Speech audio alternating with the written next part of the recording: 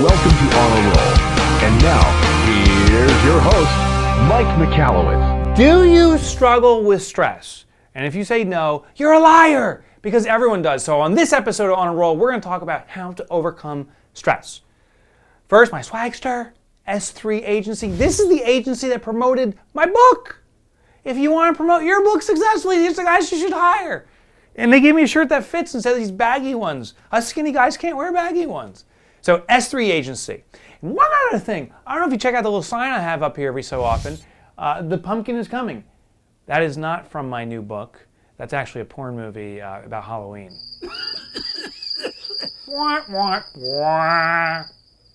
So let's talk about stress. The first thing you got to do is get this book, How to Stop Worrying and Start Living by Dale Carnegie. It's one of the best books about stress management I've ever read, and I'm going to share a couple tips from him and plus one of my own. First tip is live in day-tight compartments. What this means, instead of stressing what's going to happen over the next day, week, month, and year, just focus on the day. Just focus on the problems you have now until you put your head down on that pillow. Then when the next day comes about, worry about it then. By compressing down the amount of time you worry about, your stress will be reduced. Now here's tip number 2. It's about setting the worst case scenario and then determining how you can improve upon it. You see, with stress, you have to first accept what is realistically the worst thing that can happen. Once you define that and you accept it, now you can start working on improving it. So set the worst case scenario in your mind and accept it, then work on improving it.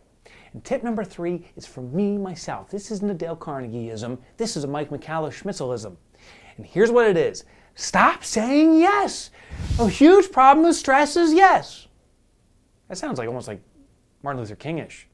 A huge problem with stress is yes. And you're saying yes way too much. The more things you say yes to, the more responsibilities that get on your shoulders, and the less you get done and the more stress you feel.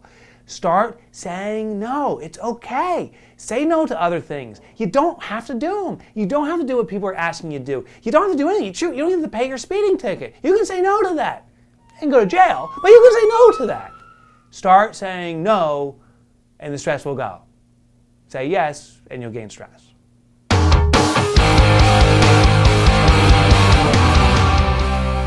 Talk about stress. These boys, Thaddeus, the penguin up there, Teppy, and Ollie, my Olmec sculpture, they are in every single video. You guys must feel tons of stress, right?